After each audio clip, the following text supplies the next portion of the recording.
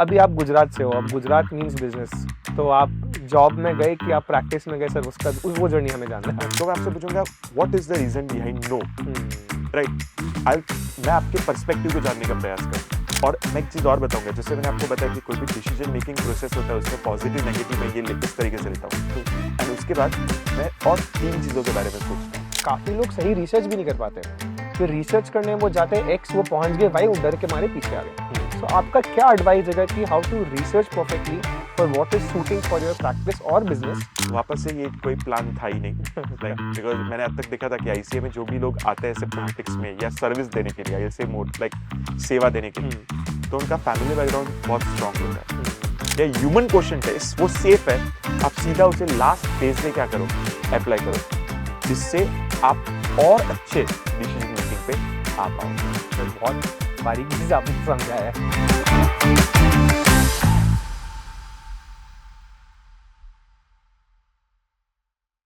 Phenyl sir, very very welcome to coffee with CA. बहुत अच्छा लगा आपसे मिलके। Thank you. So Fenil sir, before हम लोग कुछ भी स्टार्ट करें, मुझे आपके ना नाम के बारे में जानना है कि बड़ा यूनिक सा नाम है, क्या रीजन है इसके पीछे, मीनिंग क्या है? Okay, like this is again a question again and again I get, जब मैं किसी नए बंदे को मिलता हूँ या किसी को अच्छा। मिलता हूँ तो बार बार यही क्वेश्चन आता है कि क्या नाम है। And frankly I also tried, मैंने भी सोचा कि क्या इसका मतलब है। एंड देन मैंने थोड़ा ढूंढा, तो I came to know that phenyl ये एक फोर्स है, अच्छा। राइट? एंड जो ओशन दरिया होता है उसमें जो वेव्स होता है, अच्छा। उसमें जो फोर्स होता है, जो पॉजिटिव एंड नेगेटिव, सही और गलत दोनों चीजों को जो बाहर लाने का काम करता है, ओके, अरे वाह। वो जो फोर्स, वो जो ऊर्जा होती है, उसे फेनिल कहा जाता है। अच्छा, जैसे सर आपका नाम, वैसे आपका काम भी बहुत डिफिकल्ट है वैसे तो, बट ये जो आपने कही बात की पॉजिटिव एंड नेगेटिव हो रहा है, तो अपने लाइफ में भी सर काफी चीजें ऐसी होती है, तो आपके कोई यंग एज में या कुछ ऐसे फॉर्मेटिव ईयर में ऐसा कुछ आपको लगा कि कुछ नेगेटिव था, आपने उसको पॉजिटिव में कन्वर्ट किया?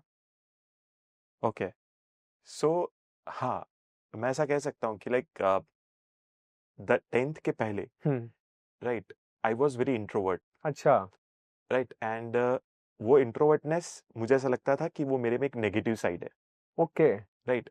And then I tell you कि कैसे वो इंट्रोवर्टनेस से मैं एक्सट्रोवर्ट बना। बट व्हाट आई फेल्ट कि जब आप एक इंट्रोवर्ट होते हो तो आप में एक क्षमता डेवलप होती है, एंड उस क्षमता को हम कहते हैं कोई भी चीज के ऊपर गहराई से सोचना। अच्छा। बिकॉज जब आप इंट्रोवर्ट होते हो ना, तो आप ज्यादा लोगों के साथ उतना शेयर नहीं करते, पर आप वही चीज अंदरों अंदर सोचते रहते हो। एंड आप लोगों से उतना आप कह सकते हो व्यूज भी नहीं लेते, उनकी राय भी नहीं लेते, तो आप अपने आप अपना डिसीजन मेकिंग काफी स्ट्रांग करते जाते हो। सो नॉर्मली इंट्रोवर्टनेस एक नेगेटिव चीज हो सकती है, पर मैंने उसमें से एक पॉजिटिव चीज को निकाला, दैट इज उससे एक गहरी सोच, दैट इज डीप थिंकिंग करने की क्षमता आप में डेवलप होती है। अच्छा। And then I can say that मेरी लाइफ में एक टर्निंग पॉइंट तब आया, हाँ। इन 10th मुझे एक सर मिले, आई कैन से like a guide, Guru, mentor, right? और उन्होंने मुझे पूरा गाइड किया, ट्रेन किया। एंड उन्होंने मुझे सिर्फ 10th की एग्जाम्स के लिए ट्रेन नहीं किया, बट आई थिंक सो कि उन्होंने मुझे जो गाइडेंस दिया, that guidance was not for 10th, but it was for a life life का। यस, एंड वो टोटली उन्होंने मुझे चेंज कर दिया। सो अगर आप अगर किसी से आप मिलो जो फेनिल को 10th के पहले जानता था एंड जो फेनिल को अब देख रहा है, 100% he will be surprised. Sir, मैं 2 घंटे आपसे अभी टाइम स्पेंड किया, इसके पहले मुझे अगर आप बोलोगे कि यू वर इंट्रोवर्ट, तो मैं खुद शॉक में चला जाऊंगा कि सर कैसे कह रहे हैं, क्योंकि सर आप इतने स्टेज शो कर रहे हो आज के डेट में, आप कोचिंग भी प्रोवाइड कर रहे हो, तो सर वो फ्लिप बहुत इंपॉर्टेंट है। पर सर ये कहना आसान है, आपको अपने आप पे कहीं ना कहीं डाउट आया होगा, एक एक्सेप्टेंस आई होगी, तो मैं चाहता हूँ कि मेरे व्यूअर्स जाने आपके जर्नी से कि वो चेंज या कॉन्फिडेंस या ब्रेक आपके साथ कैसे हुआ। ओके, सो आप ऐसा कह सकते हो कि जैसे लाइक आई टोल्ड कि 10th के पहले I was very introvert, yes. तो सब लोग बोलते रहते थे कि भाई तुम बोल नहीं सकते अच्छी तरीके से, तुम पढ़ाई में अच्छे नहीं हो, राइट? तुम्हारा कम्युनिकेशन उतना अच्छा नहीं है। मे बी ऐसा होगा, बट मेरा मेरे साथ शायद ऐसा हुआ था कि मुझे वो एक अपॉर्चुनिटी, जो एक मौका चाहिए, वो नहीं मिला था, right? And then 10th I got a right mentor, and then that opportunity, तो उस सब के कारण then the whole game flipped in a different way. So मेरे मुताबिक it's a kind of a message you can say to any youth, right? Or even to any person जो अपने आप को introvert मानता है कि introvert में से extrovert में convert आप ऐसे ही नहीं हो जाते, वो मौके आते हैं, वो opportunities आती है जिसको अगर आप seize कर लेते हो, right? And then a bit of effort, then I think so the game changes just as it happened to me and it might have happened to many more. Sir आपसे बात करके लग रहा है कि यू आर एक्चुअली आप बहुत अच्छे हो ओरेटरी स्किल में और आप स्टेज शो करते हो। तो सर ये सीए का जर्नी बीच में, क्योंकि सीए इज मतलब ऐसे लोग कहते हैं कि थोड़ा सा बुकिश है, थोड़ा सा आपको बैठना पड़ेगा स्थिर। तो बहुत अच्छा क्वेश्चन पूछा है and yes, I consider this kind of, you can say this podcast is a family show kind of, and I think so this can inspire a lot. So I'm sharing something which is very personal. So frankly मुझे MBA करना था. Okay. Right. From starting से मैं creative था. मुझे लिखना, पढ़ना ये सब बहुत पसंद था. So मुझे MBA करने की बहुत इच्छा थी. So जैसे मैंने मेरा 10th और 12th क्लियर किया, मेरे पापा मुझे एक मेंटोर से मिलने ले गए जो उनके कनेक्ट में थे एंड उन्होंने मुझे बहुत सारे क्वेश्चंस पूछे. सो जैसे मैंने पहले बताया कि I was not that good at English, right. हाँ, मैं अपने विचार पेश कर सकता था पर शायद से वो जो शब्द चाहिए, जो बोलते हैं ना वोकैबुलरी या डिक्शनरी चाहिए, वो शायद से तब फ्लुएंसी तो मेरे में नहीं थी. सो उन्होंने मुझे जो क्वेश्चंस पूछे मैंने मेरे मुताबिक जवाब भी दिया, but like the other person was expecting much higher, right? So he told कि आप एमबीए के लिए शायद से कैपेबल नहीं हो. तो मैंने सोचा ओके फाइन, बट प्रोबेबली मेरे डैड ने उसे थोड़ा सीरियसली ले लिया एंड फिर घर आके उन्होंने मुझे डांटा कि तुझे पूरा अब तक 10th तक इंग्लिश मीडियम में पढ़ाया, ये किया वो किया, and he was not wrong at his side, right. But somehow तुम्हें उतना अच्छा इंग्लिश नहीं आता है, राइट. नाउ प्रोबेबली मुझे ऐसा लगा कि मुझे अच्छा इंग्लिश आता था, बट प्रोबेबली सामने वाले के एक्सपेक्टेशंस के मुताबिक मैं अच्छा नहीं था. And because of that I also got depressed. And at that तब मेरी मॉम ने कहा कि तू कुछ भी अच्छा कर, तू स्टार्ट कर, forget this.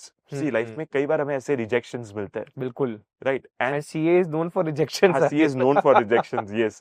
सो कई बार हमें लाइफ में ऐसे रिजेक्शंस मिलते हैं, but at that point of time हमें ये सोचना चाहिए, ये मुझे तब नहीं पता था but I am sharing right now so that आपको भी अगर ऐसा रिजेक्शन मिले तो तब आप उसको एक अलग दृष्टिकोण से, उसको एक अलग व्यू पॉइंट से देखो. हमें हमेशा ऐसा सोचना चाहिए कि वो रिजेक्शन हमारा रिजेक्शन था या उनके पर्सपेक्टिव से रिजेक्शन था. Wow, right. तो तब मैंने सोचा कि नहीं, अब तो मुझे कुछ भी करके दिखाना ही है. एंड फिर मैंने मेरे फ्रेंड से पूछा, बिकॉज मैंने उतना कुछ इंक्वायरी नहीं किया था कि सीए सीएस सब होता है, बिकॉज आई वाज डिसाइड कि भाई मुझे तो कुछ भी करके एमबीए करना है. पर तब मैंने सब फ्रेंड्स को पूछा, तो जितने भी फ्रेंड्स को ऑलमोस्ट पूछो तो जो कॉमर्स में होते थे तो उसमें से 50-60% सब लोग सीए करते थे. फिर मैंने पूछा कि सीए क्या होता है, तो बोला ये बहुत टफ कोर्स है पर इसकी बहुत वैल्यू है, लोग आपको एक अलग रिस्पेक्ट से ही देखते हैं, राइट. एंड आप देश की भी सेवा कर सकते हो, राइट, बाय मेकिंग पीपल पे the taxes in a right sense. तो ये सब बहुत अच्छी अच्छी चीजें आई. एंड इसके सामने एक ही, शायद से मैं ऐसा कहूंगा नेगेटिव नहीं, पर एक कंस्ट्रक्टिव पॉइंट था कि सीए बहुत टफ है, राइट. एंड तो मैंने सोचा कि चलो मैं सीए करूंगा. फिर जब मैंने घर पे आके भी मॉम डैड को बोला कि मैं सीए करने वाला हूँ, बोले पहले एमबीए करने वाला था और अचानक से सीए करना है, कैसे आ गया? तो मॉम बोले तो कर पाएगा, मतलब हाँ करूंगा. तो सीए बहुत टफ है, ध्यान रख के सीए करना. मुझे खाली सीए नहीं करना, मुझे और भी कुछ उससे भी थोड़ा सिंपल हो पर बहुत इंपॉर्टेंट हो. बिकॉज पहले से ही जैसे स्टडीज में दो चीज होती है, practice means calculations and theory. पता नहीं, आई वाज पहले से ही मुझे थियरी के प्रति बहुत लगाव था. अच्छा, राइट. तो मुझे था कि मैं लॉ में भी आगे बढ़ूं. अच्छा, right, got it. So then someone guided me कि company secretary is also there. So that's how मैंने सीए और सीएस करना शुरू किया. अदरवाइज मुझे करना था एमबीए, राइट. पर because of all this things, as I told, एक परसेप्शन, एक रिजेक्शन, राइट. और तब मुझे भी नहीं पता था कि मैंने ये रिजेक्शन को एक कंस्ट्रक्टिव तरीके से लिया. पर शायद से after seeing that I completed my CA, मैंने सीएस भी कंप्लीट किया, तो I thought that yes, that rejection अगर मेरी लाइफ में ना आया होता तो आज मैं यहाँ नहीं तो होता, शायद आज मैं सिर्फ एमबीए होता, राइट. पर वो रिजेक्शन आया, राइट. एंड उसके बाद उसको चैलेंज के तौर पे लिया, राइट. तो आई कुड अचीव मोर जो मैंने पहले बिल्कुल। कभी सोचा भी और सर आपको बहुत कम एज में वो एक क्रिटिसिज्म या कंस्ट्रक्टिव फीडबैक मिला था, उस एज में काफी लोग उसको नेगेटिव ले सकते हैं, बट अच्छा हुआ कि आपने पॉजिटिवली, और हमारे व्यूअर्स भी ये सीखेंगे कि आप एक बार आपको बुरा लगेगा बट पॉजिटिव लो, तो आप शायद जैसे आप यहाँ बैठे हो, नहीं। हमारा हिंदी पॉडकास्ट में भी आपको इंग्लिश में आ जा रहा है बीच बीच में, तो यस दैट फ्लुएंट आप हो गए हो। So sir great journey you have had. तो सर आपने सीए किया, अभी आप गुजरात से हो, अब गुजरात मींस बिजनेस, तो आप जॉब में गए कि आप प्रैक्टिस में गए सर, उसका वो जर्नी हमें जानना है। हाँ, ये आप है ना किसी भी चार्टर्ड अकाउंटेंट को पूछोगे ना हाँ कि लाइक सबसे टफ क्या होता है, तो हाँ। बोले सीए फाइनल की एग्जाम देना। अच्छा, क्यों? हाँ, बिकॉज उसका पासिंग रेशियो बहुत कम होता है, हालांकि हाँ, अभी बढ़ा पर उसका पासिंग रेशियो बहुत उस कम आप होता है। 210 के आसपास आपने दिया, उस समय तो बहुत कम था। उस समय तो बहुत कम था, इट हाँ, वाज 2.5% अब तो बढ़ के 20% तक यस, गया है रिसेंटली, बिकॉज सीए की काफी डिमांड भी है। एब्सोल्युटली। तो तब एक बार हम ऐसा सोचते हैं कि ये होता है ना 10th की एग्जाम जब आने वाली तो हम सोचते हैं बस 10th हो जाए, हाँ, लाइफ इज ऐश। सिंपल। यस, तो फिर 10th के बाद 12th आता है तो हमें ऐसा लगता है बस एक 12th हो जाए, बस हाँ। लाइफ बहुत सिंपल हो जाएगी। उसके बाद सीए की 3 जर्नी, हाँ, फाइनल का आना। हाँ, बट आप मानोगे नहीं, ये ऑलमोस्ट हर एक चार्टर्ड अकाउंटेंट ने फेस किया होगा कि सीए बनने के बाद राइट सबसे बड़ा क्वेश्चन होता है राइट ये कि मैं जॉब करूं या मैं प्रैक्टिस में जाऊं, राइट। एंड उसमें भी बहुत सारे लोगों की इच्छा होती है प्रैक्टिस में जाने की, अच्छा। जैसे मेरी भी तब इच्छा थी कि मैं प्रैक्टिस में जाऊं। And again like as you, आपने बहुत सही कहा कि गुजराती बैकग्राउंड, तो फैमिली में सब बिजनेसमैन होते हैं, तो फैमिलीज भी कहता है तू कुछ भी करना, जॉब नहीं करनी है हमें, बस कुछ भी करके अपना कुछ करना, हाँ। राइट। सो मुझे भी वैसे प्रैक्टिस शुरू करनी थी, सो that's how I was very firm of doing a practice.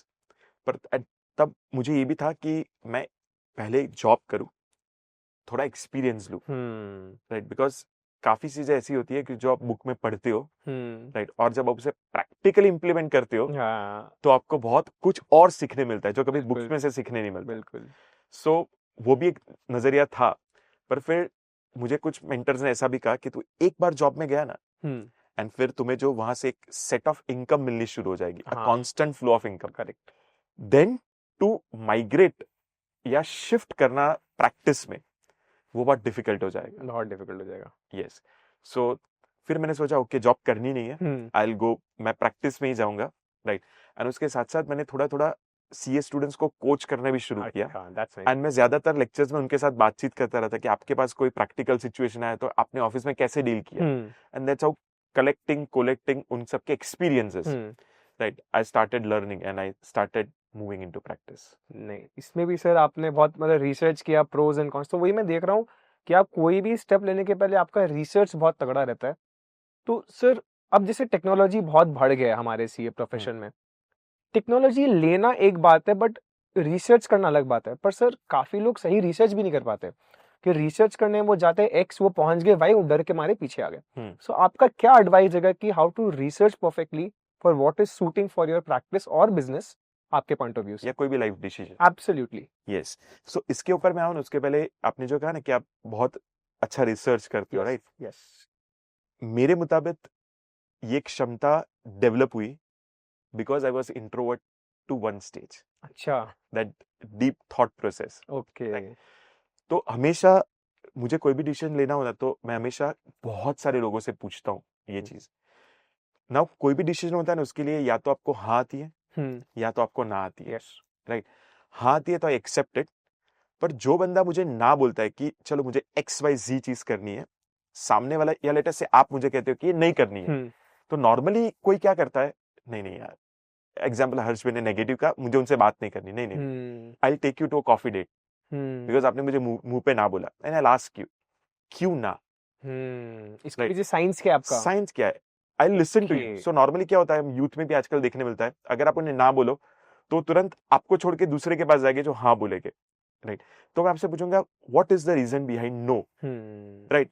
आई मैं आपके पर्सपेक्टिव को जानने का प्रयास करूंगा, राइट। एंड उसमें से जो जो कंस्ट्रक्टिव पॉइंट्स है जो आपने नो के लिए बताए, उनको कैसे मैं यस में कन्वर्ट कर सकता हूँ, राइट। और वो नेगेटिव चीज मुझे इंपैक्ट ना करे, उसके लिए मैं रिसर्च करना शुरू करूंगा। सो नॉर्मली किसी का भी रिसर्च होता है वो कैसा होता है कि वो अपने परसेप्शन पे बेस्ड होता है, पर मैं जनरली जो रिसर्च करता हूँ वो ऐसा होता है खुद के डिजायर्स तो एक साइड है ही, पर सामने वाले जो नेगेटिव चीज बताते हैं उसे कैसे एक कंस्ट्रक्टिव सजेशन में कन्वर्ट करना, that becomes the base of my research. So मेरी रिसर्च के दो चीज होते हैं, खुद के पॉजिटिव एट्रीब्यूट्स एंड सामने वाले के नेगेटिव चीजों को कंस्ट्रक्टिव तरीके से कन्वर्ट करके, ये दो पिलर के ऊपर बेस्ड होता है मेरा research, and then I take a final decision on how to do it. That's nice sir. You आपका विजडम जो मुझे लग रहा है, क्योंकि ये जो रिसर्च की बात आपने बहुत अच्छे से समझाई, आपका विजडम बियॉन्ड एज लग रहा है।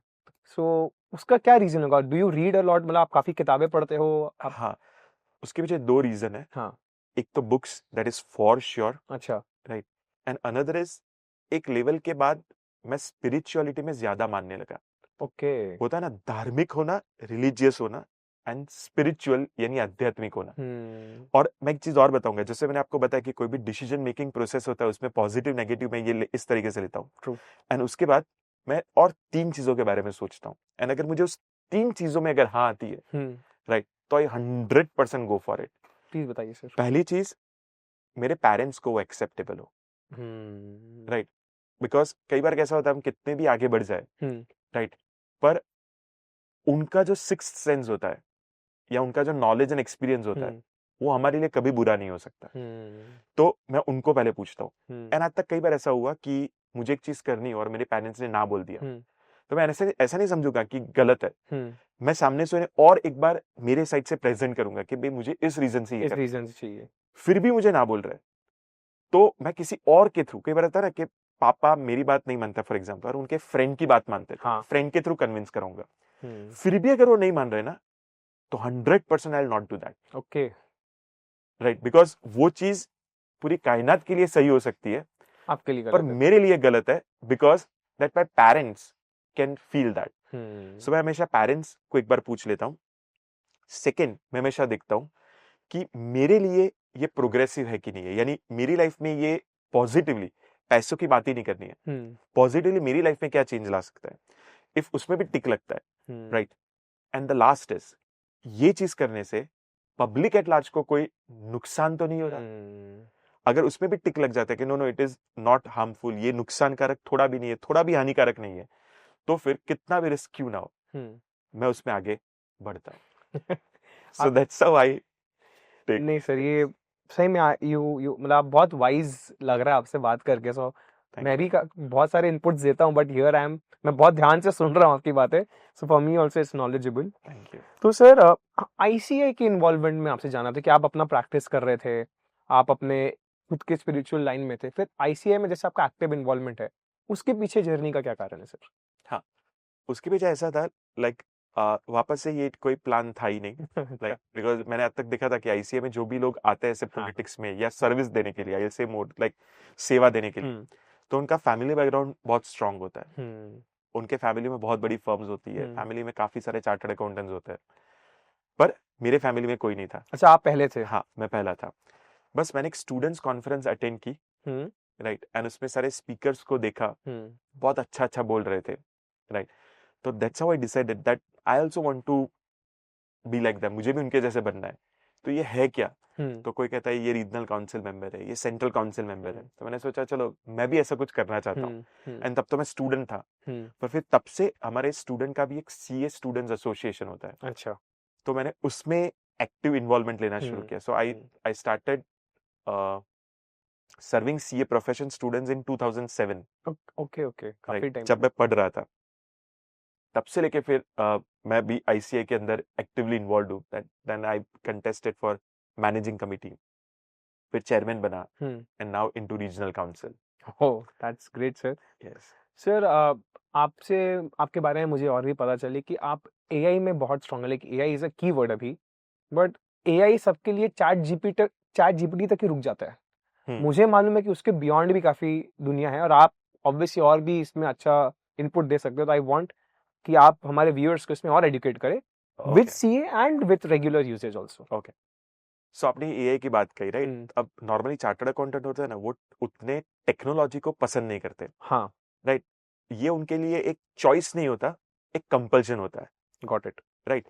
पर मेरे साथ भी अभी एक ऐसा ही हुआ था, लाइक मुझे जब कॉलेज में एडमिशन लेना था, तो कॉलेज का जो कॉमर्स का स्टैटिस्टिक्स के हम्म। साथ था, जो कट ऑफ था वो 83% था, अच्छा एंड लकीली कहो या अनलकीली कहो मेरे 82.67 थे। अच्छा सो मुझे जो कॉलेज में एडमिशन लेना था ना, वहां पे आई वाज नहीं नॉट हो सिलेक्टेड।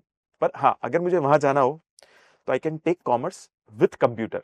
ये बहुत रेयर कॉम्बिनेशन होगा, बाकी ये नॉर्मली आप किसी को भी देखो तो कॉमर्स विथ स्टैटिस्टिक्स ही होता है। हाँ तो मैंने सोचा चलो कोई भी चीज, ऐसे बहुत सारे लोग बोलते भी है कि जो भी होता है अच्छे के लिए अच्छे होता के है। लिए होता है। तब मुझे इतना नॉलेज नहीं था, पर मैंने सोचा मेरे पास कोई ऑप्शन नहीं था, हम्म तो मैंने कंप्यूटर लिया।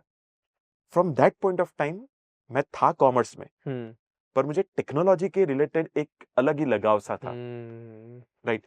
सो when even I started coaching, मैंने पढ़ाना भी शुरू किया, तो सीए में एक बहुत टफ सब्जेक्ट था जो अब तो निकाल दिया गया है, that is information system control audit, अच्छा जिसको हम इसका कहते थे। ओके तो मैंने मेरे पढ़ाने की जर्नी भी उसी सब्जेक्ट से शुरू की। अच्छा यानी वो सब्जेक्ट ही ऐसा था कि 100 में से 2 बच्चे उसको बहुत समझाने के बाद समझ पाएंगे। मैंने मेरी जर्नी भी उसी से शुरू की थी, टफेस्ट। टफेस्ट। आपको चैलेंज बहुत पसंद है क्या सर? हाँ, अब पसंद था कि लेना ही पड़ता था, ये पता नहीं कभी था। कभार ऑप्शन नहीं होना भी बहुत अच्छा होता यस, है। जैसे कोई कोचिंग में जाता है ना, तो उसके हाँ साथ ऐसा होता है कि वो पहले फाउंडेशन पे पढ़ाता है, लाइक FY, हाँ फिर वो इंटरमीडिएट में जाता है जैसे SY, फिर वो फाइनल में जाता है लाइक TY, हाँ TY BCom, राइट।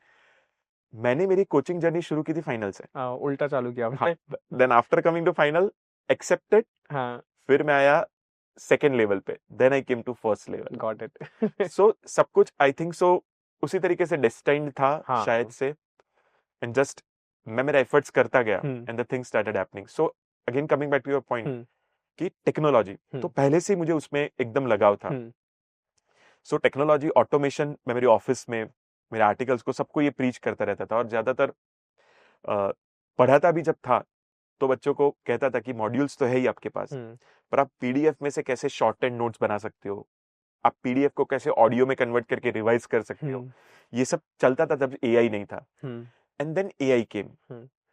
तो एआई कैसा है कि स्टार्टिंग में जब आप किसी के साथ बात करते हो ना कि एआई आपको अडॉप्ट करना चाहिए, तो सब लोग ऐसा ही कहते हैं कि एआई बहुत खराब है, एआई नहीं चलेगा, या एआई चलेगा तो हम ह्यूमंस लोग रिप्लेस हो जाएंगे। तो ज्यादातर ये रेजिस्टेंस आता था। बिल्कुल। तो तब मैंने भी काफी सारी बुक्स और काफी सारे लेक्चर्स अटेंड किए थे जब एआई नया नया आया था। तो तब हर एक लोगों से मैं यही सुन रहा था कि एआई कभी भी ह्यूमंस को रिप्लेस नहीं कर सकता, पर जो ह्यूमंस एआई जानते हैं वो 100% रिप्लेस करेंगे उन ह्यूमंस को जो एआई नहीं जानते, राइट। बिल्कुल। तो मैं भी ये सब जगह बोलना शुरू किया मैंने, और सबको धीरे धीरे धीरे एडेप्ट करवाना शुरू किया, और सोचा कि वो लोग भी एआई टूल्स को अडॉप्ट करें, and that's how the journey started. And फिर मुझे पर्सनली भी रियलाइज हुआ, जैसे पहले क्या होता था कि हम कोई भी लेट अस से कोई सीए ये देख रहा होगा, कोई सीएस देख रहा होगा, कोई इंजीनियर ये पॉडकास्ट देख रहा होगा, बिल्कुल। कोई भी प्रोफेशनल फील्ड में अगर आप हो, या लेट अस से यू आर अ स्टूडेंट, तो हमेशा जो भी प्रोसेस आपको करनी होती है ना, उसको आप 3 पार्ट में ब्रेक कर सकते हो। एक होता है रूटीन टास्क, जो आपको हर बार करने ही पड़ता है, बिल्कुल। दूसरा होता है एनालिटिकल, एंड तीसरा आता है क्रिटिकल। जैसे मैं बात करूं कि मुझे एक रिपोर्ट बनाना है, ठीक है। कोई भी चीज का रिपोर्ट, इंजीनियर होता है इंजीनियरिंग का रिपोर्ट, सीईओ तो सीए का कोई रिपोर्ट, तो मुझे डेटा कलेक्ट करना है, ये रूटीन टास्क है, मैं करूं या मेरा एम्प्लॉय करे। फिर उस डेटा को इंफॉर्मेशन में कन्वर्ट करना, ये भी मैं करूं या मेरा कोई एम्प्लॉय करे, राइट। फिर उस इंफॉर्मेशन को एक रिपोर्ट में कन्वर्ट करना, ठीक है। ये भी कोई भी कर सकता है। पर मेन काम एक प्रोफेशनल का कब आता है, जो सिर्फ और सिर्फ एक प्रोफेशनल ही कर सकता है, या जहां पे उसका एक क्वोशंट उसको बाकी सबसे अलग कर देता है, that is critical judgemental evaluation. कि कोई भी चीज को आप एक सटीक तरीके से क्या करो, इवैल्यूएट करो। तो जब हम सिर्फ ह्यूमन इंटेलिजेंस से काम करते हैं, तो डेटा कलेक्ट करना, उसको इंफॉर्मेशन में कन्वर्ट करना, उसका रिपोर्ट बनाना, एंड उसके ऊपर इवैल्यूएशन करना, ये सारे काम हम हमारे दिमाग से करते हैं। इसमें होता क्या है, आगे के 3 काम में हमने हमारे दिमाग को इतना यूज कर लिया है कि जो मेन हमारा काम है तब तक वी गेट एग्जॉस्टेड। तो मेरा आप सबसे यही कहना है कि जब आप ह्यूमन इंटेलिजेंस से शिफ्ट नहीं हो रहे हो, पर आप एक ह्यूमन इंटेलिजेंस में आर्टिफिशियल इंटेलिजेंस को एक कंपेनियन बनाते हो, तो आपके आगे के जो 3 काम थे ना, वो एआई कर लेगा। आपका और main लास्ट fresh का है। जो काम है जिसके लिए एक प्रोफेशनल बना है वो तो हमें ही करना है। एंड आगे के 3 काम एआई ने किए तो आपका 100% जो ह्यूमन इंटेलिजेंस या ह्यूमन क्वोशंट है वो सेफ है। आप सीधा उसे लास्ट फेज में क्या करो, अप्लाई करो, जिससे आप और अच्छे डिसीजन मेकिंग पे आ पाओगे। सर बहुत बारीकी से आपने समझाया है। यस। तो सर आपके टेक के बारे में हमने जाना, आपका क्या थिंकिंग है। ये क्वेश्चन जनरली फीमेल ओरिएंटेड ज्यादा होता है, बट मुझे लगता है कि ये न्यूट्रल है आज के डेट में। यू गॉट मैरिड, आपके भी बच्चे हुए, तो कहीं आपको भी थोड़े से एक 0 to 1 करना पड़ा कि ठीक है अभी रिस्पॉन्सिबिलिटी ऐड हो गई है, तो आपने उसको कैसे संभाला? क्योंकि आप प्रैक्टिस रन करते हो, एक जॉब में फिर भी एक ऑटोमेटेड हो जाता है, प्रैक्टिस में सर आपने कैसे उसको डील किया? ओके, सो ये आपने जो क्वेश्चन पूछा ना, इसमें एक और भी एलिमेंट ऐसा भी होता है नॉर्मली कि कौन से एज पे मैरिज करें, बिकॉज ज्यादातर यूथ ये बहुत सोचते हैं कि मैरिज लेट करते हैं। उनको पूछते हैं भाई यू आर मैरिंग लेट, तो बोलते हैं पहले मैं सेटल हो जाऊं फिर मैं मैरिज करूंगा। बिल्कुल। राइट। तो ज्यादातर होगा ये सबके साथ, बट अगर मैं मेरी बात शेयर करूं तो मैंने कभी खुद को सेटल करने के बाद मैरिज करने के बारे में नहीं सोचा था। अच्छा। बिकॉज मैंने सोचा था कि मेरी जो भी लाइफ पार्टनर हो, एंड लकीली सो ब्लेस्ड कि मुझे ऐसी लाइफ पार्टनर मिली, इसलिए आप कोई भी देखोगे मेड बी माई प्रोफेशन वो मेरे साथ होती है। अच्छा। राइट। सीए की प्रैक्टिस में भी she is with me. Wow. मैं इलेक्शंस लड़ता हूँ हाँ आईसीआई के, हाँ she is with me. Right. मैं फिलैंथ्रॉफी करता हूँ, हाँ। She is with me. अच्छा। राइट। तो मेरे लाइफ के जो भी फैसेट्स है उस सब में वो मेरे साथ है। एंड इसका कारण मैं कह सकता हूँ कि when we met for the first time, right, हमने कोई प्रोफेशनल गोल्स डिस्कस नहीं किए थे। ओके। हमने सिर्फ यही सोचा था कि हमें लाइफ में क्या करना है। राइट। एंड उस चीज के लिए क्या हम दोनों कंपैटिबल एक दूसरे से? If that's yes, I will again से हम दोनों एक दूसरे के लिए कंपैटिबल है। मैंने ऐसा नहीं सोचा कि मुझे ये करना है तुम मुझे सपोर्ट करोगे कि नहीं, आपको भी जो करना है उसके लिए भी मैं इक्वली सपोर्ट करूंगा। And that's how I took a decision. Right. And because of that I can say that मैं कोई भी फैसेट में मैं जाता हूं या उसे कुछ भी करना हो तो we both are always equally supporting to each other. And इसलिए मैं मेरी एनिवर्सरी पे जब भी कोई पोस्ट रखता हूँ सोशल मीडिया पे, मैं हमेशा लिखता हूँ कि फॉर अदर्स मैरिज में be burdensome, but for me marriage is burden shared. Right. And बाकी सारे लोग बोलते हैं कि मैरिज करने के बाद तुम जो अभी इतना करते हो मैरिज के पहले ये वो है, उतना नहीं कर पाओ। हाँ। मैं पब्लिकली आपके सामने सबको कह सकता हूँ हाँ। कि अगर एक सही लाइफ पार्टनर और आपका उसके साथ का बिहेवियर भी सही हो, राइट, तो आप मैरिज के बाद जितना पहले नहीं करते थे ना उससे मल्टीप्लाइंग कंपाउंडिंग तरीके से आप मैरिज के बाद भी कर सकते हो। आने वाली जनरेशन को सर ये नॉलेज भी बहुत जरूरी है। yes. लोग कहते हैं कि ये इंपॉर्टेंट नहीं है, बट ये बहुत इंपॉर्टेंट डिसीजन होता है। ये आपका अगला 30-35 साल डिसाइड करता है, तो it's a very important decision. आप एक डिग्री लेके शायद उस प्रोफेशन में जाए ना जाए, इसको आप कैसे चेंज कर सकते हो? बहुत अच्छा इनपुट दिया सर।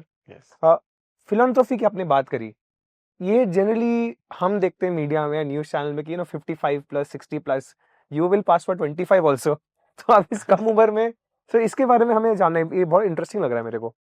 ओके, सो लाइक मैंने ये अच्छा काम करना शुरू किया था like when I was in 8th और 9th स्टैंडर्ड। अच्छा। राइट। पर तब ऐसे कोई बड़े लेवल पे एनजीओ में जाके नहीं करता था। Very basic. मॉम जब लंच बॉक्स देती है, राइट, और तब जिस दिन सबसे पसंदीदा खाना जब लंच बॉक्स में आया हो, right, eight that point of time वो किसी और को दे देना।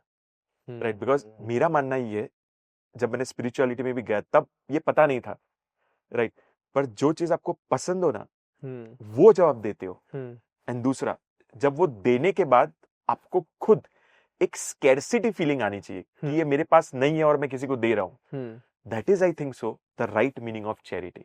अच्छा। सो मुझे ऐसा लगता है कि अगर मेरे पास 1 करोड़ रुपए हो और उसमें से मैं अगर 1 लाख डोनेट करता हूं, उसका बेनिफिट के सामने मेरे पास 10 रुपए हो और उसमें से मैं 2 रुपए देता हूं, तो वो 10 में से जो 2 देते हो ना उसका जो फीलिंग जो आती है ना that is much more higher.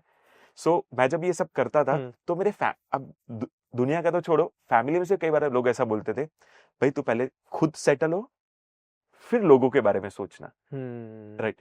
तो तब मैंने सोचा भले लोग कुछ भी बोलना चाहे बोले, तो मैंने क्या करना शुरू किया, सी जब भी आपको कोई भी फिलैंथ्रोपिक एक्टिविटी करनी हो ना, तो यू नीड 3 थिंग्स। एक, संसाधन, resources, right, not necessarily money but resources चाहिए। दूसरा, टीम चाहिए आपके पास, आप अकेले नहीं कर सकते। एंड थर्ड, सबसे इंपॉर्टेंट, समय, दैट इज टाइम। तो मैंने जब भी ये एक्टिविटी शुरू की, तो तब मेरे पास पैसे नहीं थे उतने, because I was a student. तो तब अलग तरीके से चैरिटी करते थे। अगर मुझे पढ़ाना अच्छा आता है तो मैं बच्चों को पढ़ाऊंगा, किसी को चेस बहुत अच्छा आता है तो वो चेस खेलना सिखाएगा, राइट। तो वैसे हमने करना शुरू किया। Now when money was not a constraint, team बनने लगी, बिकॉज सबके पास रिसोर्सेस तो होते ही है, पैसे देने की बात है तो लोग दे ना दे different. And third was very important, time देना शुरू किया। एंड जब ये तीन चीज स्टार्टिंग में, तो ये सीए से भी टफ था, राइट। बिकॉज कई बार कैसा होता है, अगर मैंने डिसाइड किया कि भाई मैं सैटरडे को शाम को 1 घंटा बच्चों को पढ़ाने जाऊंगा, eight that point of time, you believe it और नॉट, राइट, सबसे इंपॉर्टेंट काम आ जाएगा। हाँ, इवन आफ्टर आ जाते हैं, दोस्त आ जाते हैं, कुछ हाँ, कुछ ना कुछ आ जाएगा, उसी टाइम आएगा। अरे जस्ट खाली ऐसे, just on lighter note I can से, कोई फ्रेंड जो आज तक कभी पार्टी नहीं देता था, वो भी उसी वक्त पार्टी देगा, राइट। तो वो धर्म संकट हो जाता है। But that point of time I decided कि मैंने सबसे पहले किस चीज को कमिटमेंट दिया था, तो चैरिटी को। At that point of time, I'll not go to the other thing which is came. So इससे क्या होने लगा, मैं मेरे कमिटमेंट को रिस्पेक्ट देने लगा। And I think so this was nature was testing me, कि मैं चैरिटी दिखावे के लिए या कुछ नहीं है इसलिए कर रहा हूं, कि चैरिटी एक डेडिकेशन और ड्रीम के साथ कर रहा हूं। तो जब I have not counted, but ऐसे काफी सारी बार ऐसे सिचुएशन हुए, पर जब हर बार जब मैं उसी चैरिटी की एक्टिविटी को स्टिक टू रहा, तो I think so that was a test, right, which I passed.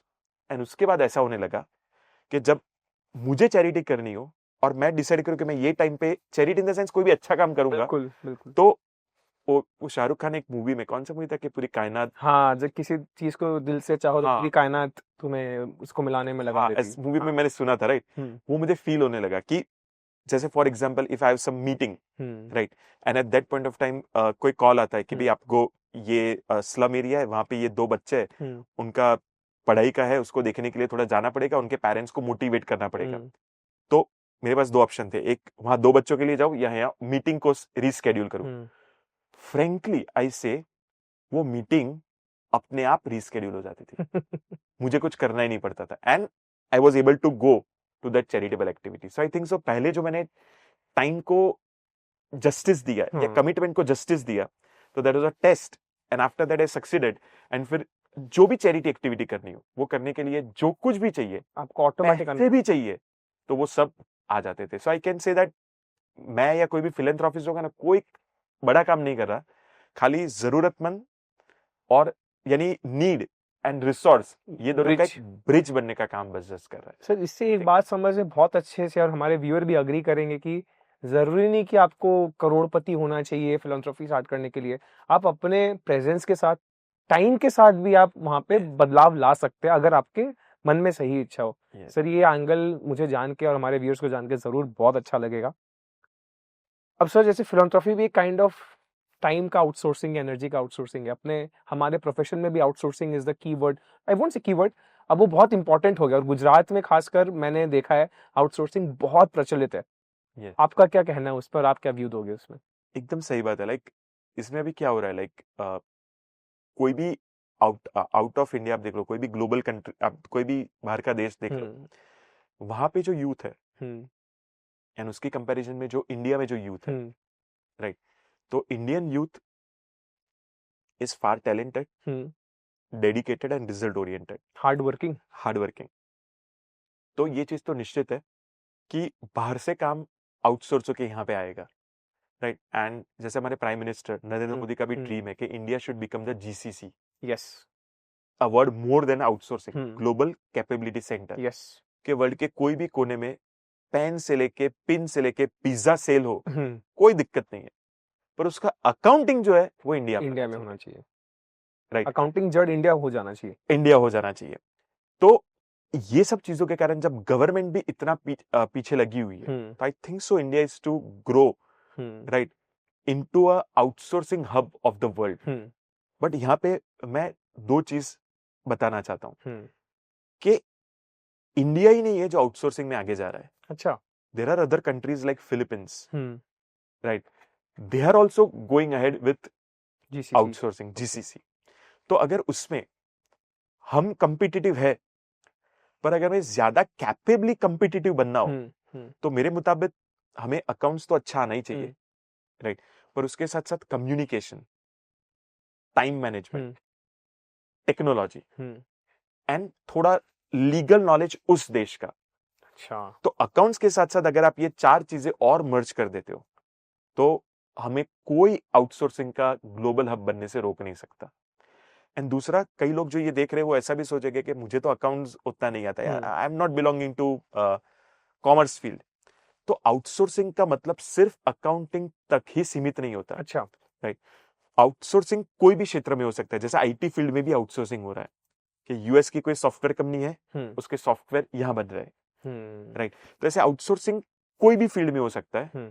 And commerce में भी बुक कीपिंग के अलावा पेरोल है, राइट, प्रोसेस मैनेजमेंट है, कोई भी कंपनी को बनाना है यानी लीगल कंप्लायंस, ये सब चीज आउटसोर्स हो रही है आज इंडिया में। तो अगर हम ये सब के बारे में भी सोचे तो हम बहुत फास्ट एक ग्लोबल आउटसोर्सिंग के हब बन पाते। तो मेरे मुताबिक अच्छी क्वालिटीज जो मैंने बताई वो, एंड बुक कीपिंग के अलावा बहुत सारी चीजें आउटसोर्सिंग में, उस दो चीजों पे अगर हम ध्यान दें तो हम हमारे देश को भी सर्व कर पाएंगे एंड देश के बाहर जो कंपनीज है उनको भी यहाँ बैठे बैठे सर्व कर पाएंगे। मुझे लगता है कि अभी इंडिया एकदम करेक्ट उस मैन पावर एज डेमोग्राफी में एकदम परफेक्टली लोकेटेड है जहाँ पे जीसीसी बहुत एक्टिवली काम हो सकता है। एकदम सही बात, एकदम सही बात। सर जीसीसी में अब जीसीसी अपनी जगह हो गया सर, और I think you are doctorate in field of startups as well, right? Yes. तो सर स्टार्टअप एक कीवर्ड चालू हुआ था इंडिया में 2014 से, ऑल द जोमैटोस, डाइनआउट्स, स्विगी, सब उस एलुमनाई के। ये एक पर बहुत ही कुछ सक्सेसफुल नाम है। ऐसा मैंने कहीं सुना था कि हर 100 स्टार्टअप में 2 स्टार्टअप सक्सेसफुल होता है। एकदम सही है। बिल्कुल सर। तो सर उसमें आप क्या लोगों को मतलब मोटिवेट करना चाहोगे, आपकी राय क्या है एकदम स्पर्श? ओके, सो मेरा जो रिसर्च का टॉपिक यही था, that is startups of western India. Okay. And मैंने उसको finance and legal, Fino legal दोनों पर्सपेक्टिव से रिसर्च किया था। ओके। तो आपने एकदम परफेक्ट कहा कि 98% फेलियर यानी 100 में से 2 स्टार्टअप का सक्सेसफुल होना, उसमें भी आगे जाते हुए वो 2 स्टार्टअप में से भी एक का ही यूनिकॉर्न बनना। अच्छा। बाकी दूसरा तो लेटर ऑन या मर्ज हो जाता है या दूसरे किसी में मर्ज हो जाता है। इसके पीछे रीजन है लैक ऑफ अवेयरनेस। ओके। लोगों को फाइनेंस लेना है, पर कैसे लेना, कौन से रास्ते से लेना, उसका आइडिया नहीं है। दूसरा, लॉस की जानकारी नहीं है। तो मैं सारे स्टार्टअप्स के ओनर्स या लेट अस से प्रोस्पेक्टिव स्टार्टअप फाउंडर्स को ये कहना चाहूंगा कि मैं आपको कभी ये नहीं कहता कि आप स्टार्टअप खोलने के लिए फाइनेंस एंड लॉ पढ़ो, पर अगर आप नहीं पढ़ते हो तो किसी एक्सपर्ट की सलाह जरूर लो जिसको फाइनेंस एंड लॉ पता है। बिकॉज ज्यादातर स्टार्टअप अगर आप देखोगे ना तो उन्होंने बहुत अर्ली स्टेज पे गलत रास्ते से फंड ले लिया जिसके कारण दे फेल्ड, राइट। तो ये दो का नॉलेज होना चाहिए। एंड और दो चीज, स्टार्टअप फाउंडर्स क्या करते हैं, प्रोडक्ट को बहुत अच्छी तरीके से जानने का या बनाने का प्रयास करते हैं, पर मेरे मुताबिक पहले प्रॉब्लम को समझना होगा एंड फिर प्रोडक्ट पे जाना होगा। सो प्रोडक्ट के बाद प्रॉब्लम सॉल्यूशन नहीं, पहले प्रॉब्लम आइडेंटिफिकेशन फिर बैकवर्ड कैलकुलेशन। यस। एंड जो अभी की जो यूथ आने वाली उसके लिए बेस्ट एडवाइस, बिकॉज ये जेन ज़ी, जेन अल्फा, ये सब यूथ आने वाले हैं, तो पैशन तो है ही, इसलिए आप स्टार्टअप में एंटरप्रेन्योर बनते हो, पर एक सक्सेसफुल एंटरप्रेन्योर बनना हो ना तो you need to balance passion with patience. जब ये दोनों चीज मर्ज हो जाती है ना तो लॉन्ग टर्म में आपका स्टार्टअप एक बड़े आइडिया में 100% कन्वर्ट होने वाला है।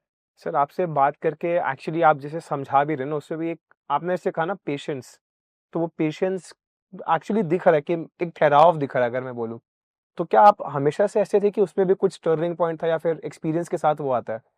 क्योंकि अभी मैं देख रहा हूँ काफी लोगों को हर चीज की बहुत जल्दी है कि 30 तक अगर हम लोग करोड़पति नहीं बने तो लाइफ बेकार। हाँ, तो ऐसा सच नहीं है, बट पेशेंस लोगों में बहुत कम हो गया। नहीं तो उसपे तो सच कुछ था नहीं, बट लाइक जैसे मैंने आपको बोला ना, मैं स्पिरिचुअल चीजें पढ़ना शुरू किया तो ये पेशेंस अपने आप आ गई, राइट। एंड देन आप कह सकते हो कि मैं हैप्पीनेस, यानी वो कैसा होता है, सबको लगे मैं खुश हूँ, और उसके सामने एक होता है जॉय, खुद खुश हूँ। सक्सेस, सबको लगा तो मैं सक्सेसफुल हूँ, पर संतोष, सेटिस्फेक्शन, मैं सक्सेसफुल हूँ तो मैं सेटिस्फाइड हूँ। तो ये पूरा शिफ्ट, आई थिंक सो, पूरा क्रेडिट जाता है स्पिरिचुअलिटी को। एंड उसके कारण आप कह सकते हो कि बाहरी दुनिया में आप स्लो हो जाते हो, राइट, पर अंदरूनी दुनिया जो कहते हैं इनर सेल्फ, उसमें हम उतने ही स्ट्रांग हो जाते हो। स्ट्रांग। सर बहुत वैल्यूएबल डिस्कशन रहा आपसे। Thank you. थोड़ा सर फन एलिमेंट लेकर आते हैं ताकि हर चीज लाइफ में कवर करनी चाहिए। तो जैसे मुझे मालूम है कि अगर आप सीए नहीं होते तो आप शायद एमबीए होते, बट फिर भी अगर इन दोनों को ही हटा दे, या सीए एमबीए का आप नहीं सोचते, तो आप क्या कर रहे होते, या किस चीज में आपको लगता है कि आप और बेटर या और पैशनेट होते हैं सीए के? आई वुड हैव, मैं डिजाइनर बना होता। Designer? Yes, I am since beginning, like if I tell you, I know candle making. हाँ, अच्छा। आप मुझे ये जो पॉडकास्ट का रूम है उसको पूरा रंगोली में कन्वर्ट करने के लिए कहो, आधे घंटे में रंगोली में कन्वर्ट क्या बात कर रहे हैं सर? Flower decoration. वाओ। सो मैं कोई क्रिएटिव पर्सन जरूर होता, बिकॉज मुझे क्रिएटिविटी, क्राफ्ट, ये सब चीजें बहुत पसंद थी। और मुझे ये सब जब पसंद आता, तो मैं जब छोटा था करता भी था, तो कई बार मुझे ये भी सुनने मिलता था कि ये लड़कियों का काम है। हाँ, उस समय तो थोड़ा सा जनरेशन थोड़ा सा वैसा ही था जनरेशन, पर I like this, so I think सो अगर एमबीए ना होता, सीए ना होता, तो पक्का मैं कोई क्रिएटिव जगह पे गया होता। नाइस। सर आपके हिसाब से कोई पब्लिक फिगर जिसके साथ आप लंच पे या डिनर पे जाना चाहोगे, कि उनके बारे में जानना कि उन्होंने कुछ डिसीजन लाइफ में लिए तो क्यों लिए, कोई अगर आपके लाइफ में ऐसा कोई इंस्पिरेशन है तो? अगर मैं बहुत जल्दी पैदा हुआ होता, हाँ। स्वामी विवेकानंद के टाइम पे, ओके। तो I would have gone on a date with him, हाँ। राइट, पर अभी वो तो है नहीं। हाँ। तो मैं उनके बारे में बुक्स पढ़ के जानता हूँ। अच्छा। And presently I would say that अगर मुझे मौका मिल जाता है, तो I would go on a dinner with our prime minister Narendra Modi. Okay. आप वैसे, मुझे मालूम है कि एविड रीडर है, तो पहले तो मैं चाहूंगा कि आप लोगों को बताइए कि आपके पास कितने सारे बुक्स है, आपके पास खुद की लाइब्रेरी है। हाँ। पर वो आप नंबर जब बताओगे, उस नंबर के बाद टॉप 2 बुक्स जो आपको लगता है कि आपके लाइफ में बहुत भारी चेंज लेकर आया। ओके, सो हाँ, आपने जैसे बताया, तो लाइक मैं कॉन्सेप्ट रन करता हूँ बुक रूम लाइब्रेरी, ओके। जिसमें फिलहाल 15,000 से ज्यादा फिजिकल बुक्स है। लेट मी टेल, इसका मतलब मैंने 15,000 बुक्स नहीं पढ़ी, हाँ। पर वो सारे जोनर की बुक्स है। ओके। बिकॉज मेरा एक ड्रीम है कि मैं एक बहुत अच्छी लाइब्रेरी क्रिएट करूं, एंड वो सबके लिए फ्री है। लाइक कोई भी बुक ले जाके पढ़ सकता है। उसमें से मैं जनरली कोई नॉवेल नहीं पढ़ता, पर मैं ज्यादातर spiritual and self development books पढ़ता हूँ। एंड आई थिंक सो ये मेरी लाइफ में जो चेंज है ना, वो उसी के कारण है, राइट। और उसमें से आपने जैसे 2 बुक्स का, मैं 3 बुक बताता हूँ, ठीक है, जरूर राइट। सर। तो मुझे ऐसा लगता है कि कोई भी ये अभी पॉडकास्ट देख रहा है, मे बी अ प्रोफेशनल हो, वो स्टूडेंट हो, या कोई घर पे जो हाउसवाइफ हो, अगर 3 चीजों पे, अगर इस समय में या आने वाले समय में जो चैलेंजेस आने वाले हैं, उसमें अगर हमारे 3 चीजों में चेंज हो जाए, जिसमें से सबसे पहला है दैट इज अच्छी आदतें, हैबिट फॉर्मेशन। तो उसके लिए I will recommend one book, that is atomic habits by James clear, right. उसमें सुपर तरीके से हैबिट्स के बारे में, कि कैसे एक हैबिट को बना सकते हैं, राइट। कैसे discipline is more important than dedication, right. कैसे मोटिवेशन से ज्यादा इंपॉर्टेंट है कि आप एक चीज के साथ कंसिस्टेंटली जुड़े रहो। ये सब चीज मैंने उस बुक से सीखी, that is atomic habits. Second, आप कितने भी अच्छी कोई भी फील्ड में हो, पर जब आप किसी को वो चीज बता नहीं सकते, अपने विचारों को पेश नहीं कर सकते, जिसे हम कह सकते हैं कम्युनिकेशन, तो जब तक आप वो नहीं कर पाए, तो आपने क्या भी कुछ कर लिया, उसका कोई मतलब नहीं है।